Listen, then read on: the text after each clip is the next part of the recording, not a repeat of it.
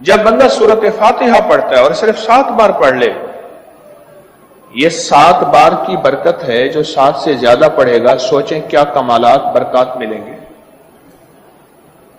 جو سورت فاتحہ پڑھتا ہے 7 بار پڑھ لے، 7 بار، زمین کی بلائیں نیچے چلی جاتی ہیں، خزانے اوپر آ جاتے ہیں۔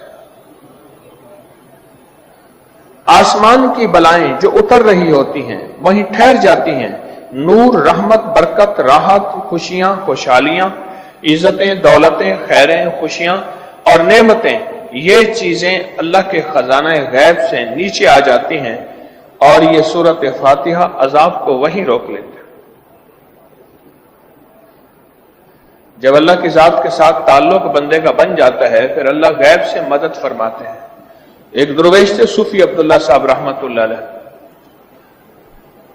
ان کے طالب علموں نے، استادوں نے کہا حضرت کچھ نہیں ہے، فاقے ہیں، کچھ بھی نہیں ہے کھانے کو، اور کئی دنوں سے نہیں، اور اساتذہ کی تنخواہیں بھی دینی ہیں، کہاں سے لائیں؟ حضرت کچھ نہیں ہے۔ اچھا، فرمایا مجھے صرف 3 دن دے دو، اور بیٹھے اور سورت فاتحہ پڑھنے لگے، اور جو اللہ سے کے خزانوں سے گڑ گڑا کے سورت فاتحہ پڑھی، عجب انسان تھے، انہوں نے اللہ سے لینے کا تعلق پیدا کر لیا تھا، مانگ مانگ مانگ مانگ کے اللہ سے رابطہ کر لیا تھا۔ ہمیں اللہ سے مانگنا نہ آیا، ساری مخلوق سے مانگنا آیا۔ ذکر دنیا کر کے دیکھا، ذکر مولا کر کے دیکھا۔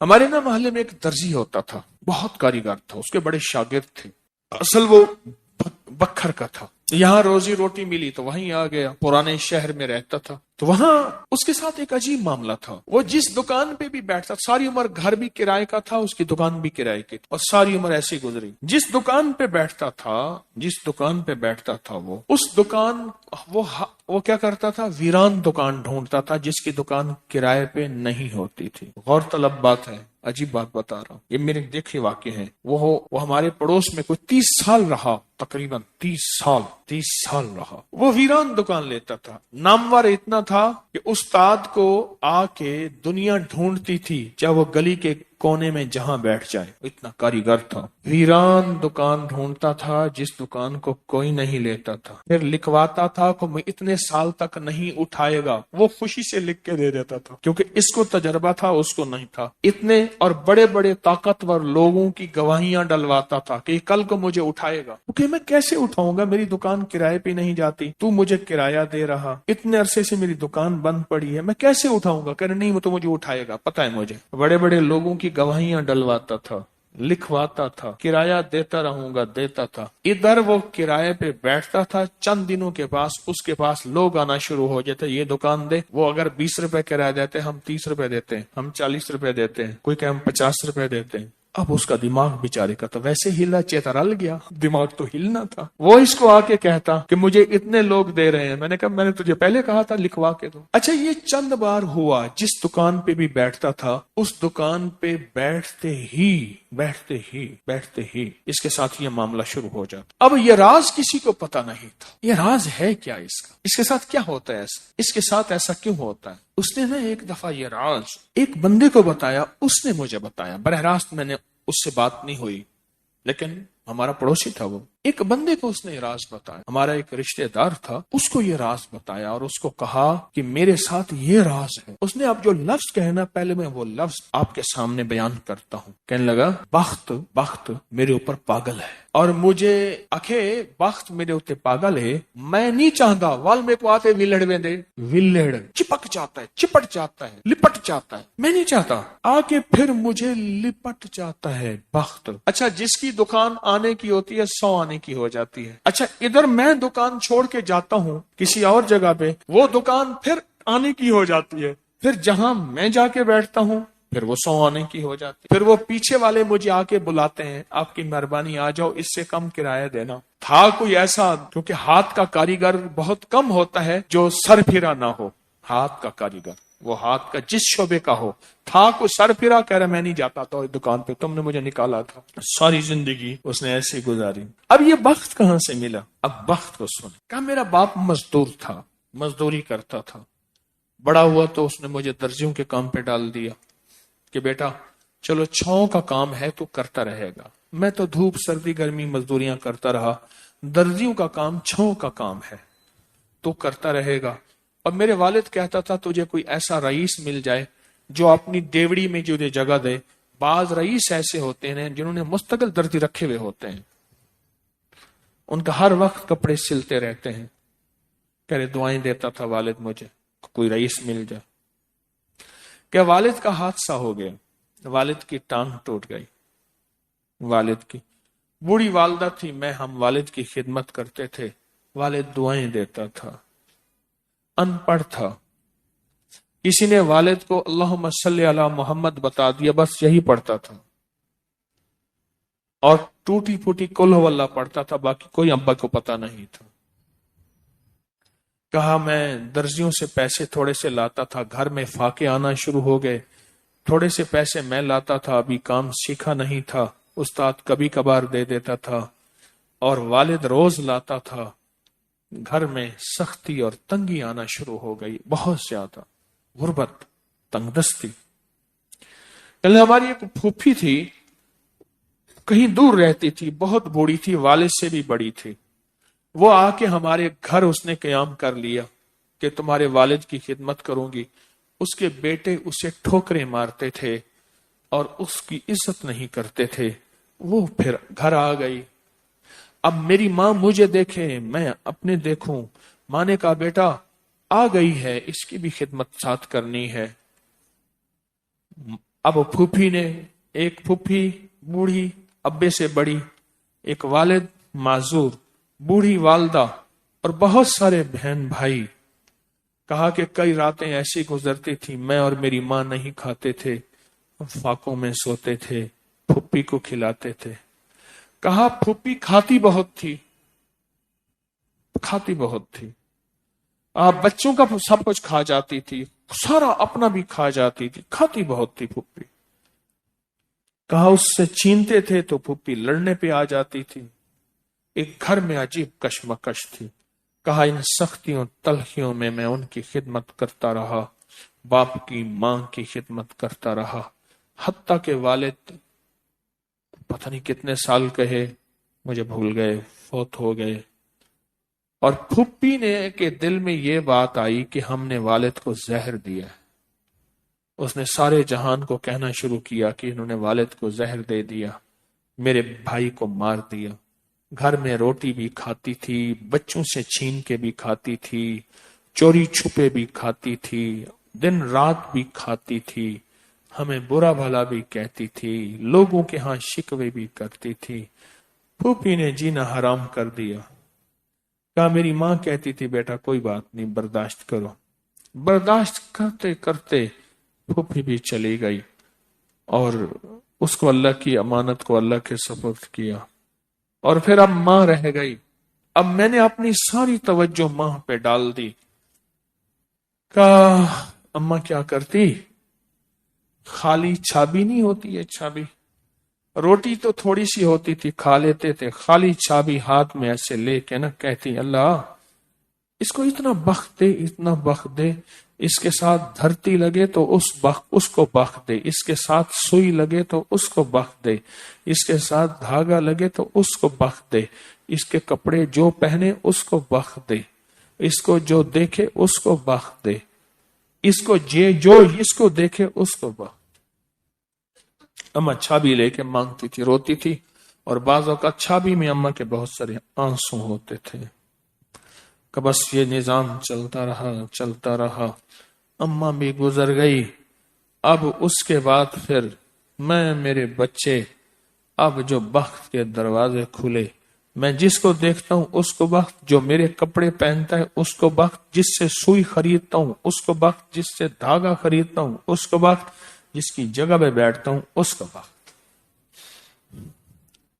بخت جب بیدار تھا بدبخت آنکھیں سو گئیں. خیال کرنا ابھی بخت بیدار ہے، کہیں بدبخت آنکھیں سو نہ جائیں. وہ دعاؤں کا ذخیرہ اس درجی کے پاس تھا، وہ دعاؤں کا ذخیرہ، پھپھی کی ناگواریوں کا ذخیرہ، ابی کی صبر کا ذخیرہ، پھپھی کی ناگواریوں کا ذخیرہ، اماں کے صبر کا ذخیرہ وہ ساتھ تھا. بس سہتا رہا، چلتا رہا. اللہ کے نام اعمال میں، اللہ کے نظام میں لکھا جاتا رہا. وہ تجھے کوئی دعائیں دے نہیں رہا، نہ دے، میرے نظام میں تو ان لوگوں میں ہے جن کے ساتھ دعائیں ملتی ہیں، جن کے ساتھ دعائیں لگتی ہیں، جن کے ساتھ دعائیں لپٹ جاتی ہیں، تو ان لوگوں میں. ہمیں دعاؤں کا ذخیرہ چاہیے، ہمیں دعائیں چاہیے کسی کی، ہم کسی کی دعاؤں میں آ جائیں. میرے حضرت فرماتے تھے نظر بد لگتی ہے نا کھا جاتی ہے، اس طرح اچھی نظر بھی لگتی ہے. تجھے کسی اللہ والے کی اچھی نظر لگ جائے، تجھے مرشد کی اچھی نظر لگ جائے، تجھے ماں باپ کسی درویش کی اچھی نظر لگ جائے، اور نظر تیرا کام بنا دے گی.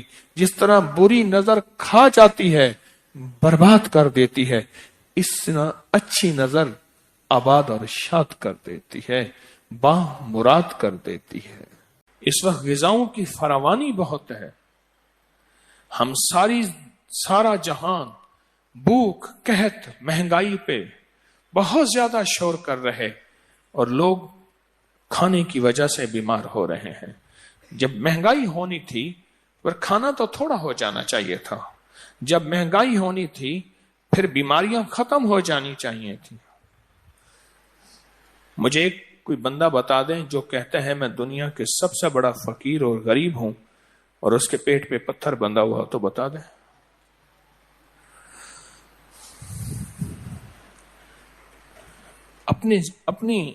اپنی غذاؤں پہ نظر رکھیں، دسترخوان پہ نظر رکھیں. اتنا کھایا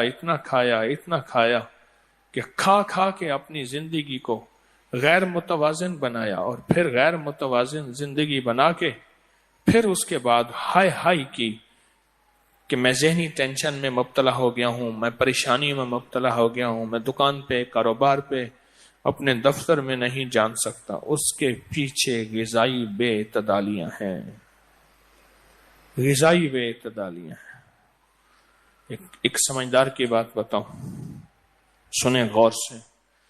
اس نے کہا جب بھی کھائیں بھوک پہ کھائیں، بھوک لگے تو تب کھائیں، بغیر بھوک کے نہ کھائیں. تو پوچھا بھوک سے مراد کیا ہے؟ کہا افطار، گرمی کا روزہ ہو اور افطار کے وقت جتنی بھوک لگتی ہے وہ بھوک. سنیں غور سے، گرمی کا روزہ ہو اور افطار کے وقت جتنی بھوک لگتی ہے، جاگ رہے نہیں، اکثر سو رہے. افطار کے وقت جتنی بھوک لگتی ہے بے تابی کی، اس بھوک پہ کھانا، اس بھوک پہ کھانا، اس بھوک پہ کھانا، وہ بھوک ہے، وہ بھوک ہے. حارث بن کلدہ ثقفی طائف سے علاج کے لیے آئے، مدینہ میں آ کے اپنا دواخانہ کلینک کھولا، بیٹھے. ایک دو علاج کے لیے آئے، کوئی علاج کے لیے آیا ہی نہیں. آقا کی بارگاہ میں حاضر ہوئے کہ میں تو طائف سے آیا ہوں، کوئی روزی روٹی کرنے کے لیے، میرے پاس تو کوئی مریض ہی نہیں آتا.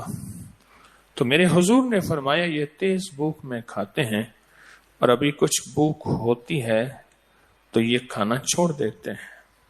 پوری تاریخ کہتی ہے موٹوں سے زیادہ کمزور لوگ بہت زیادہ کھاتے ہیں، جو بالکل باریک لوگ ہوتے ہیں.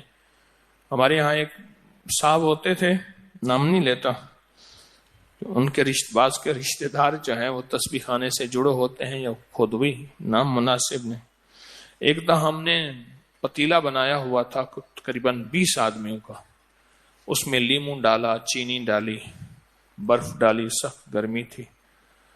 تو ابھی وہ بندے جمع ہو رہے تھے، وہ سب پینے بیٹھ گئے، ایسے ہلا رہے تھے، اصل وہ ٹھنڈا کر رہے تھے برف ایسے ہلا رہے تھے، برف ہلاتے تھے، پیتے رہے پیتے رہے پیتے رہے پیتے رہے، دیکھا تو باقی تھوڑی سی برف بچی ہوئی تھی۔ بہت کھاتے ہیں اور بالکل کمزور، نامعلوم آنتوں کا کچھ حصہ رانوں میں ہے، یہ خبر نہیں آج تک، اس کی شاید سائنس کوئی اور ہوگی۔ بہت کھاتے ہیں بعض مند۔ ایک دفعہ ایک کمزور آدمی، باریک آدمی بیٹھا تھا، ایسے ہاتھ مار رہا تھا، میں چیخا ہوا، میں نے کہا خیال کر ان کا حصہ چھوڑ اللہ کے واسطے، 1 منٹ میں تو ہر چیز ہضم کر جائے گا، پتہ ہی نہیں چلے گا کہاں گیا۔ میری درخواست ہے آپ کی خدمت میں، میری درخواست ہے آپ کی خدمت میں، صحت مند زندگی گزارنے کے لیے، روحانی صحت مند زندگی گزارنے کے لیے اپنے آپ کو کسی کے حوالے کریں اور پھر اس کی ترتیب اور تشکیل پہ اعتراض نہ کریں۔ اعتراض بندے کو کھا جاتا ہے۔ اور یہ لوگ کون ہیں مجھے سمجھانے کے لیے؟ آپ کو علم تو ہے، بس میں ایسا ہوں، میں ایسا ہوں، میں ایسا ہوں۔ اور اسی طرح جسمانی زندگی میں بھی آپ سے درخواست ہے کہ آپ احتیاط سے کھائیں، احتیاط سے کھائیں، اور اگر کچھ بھوک مل جائے تو بہتر ہے،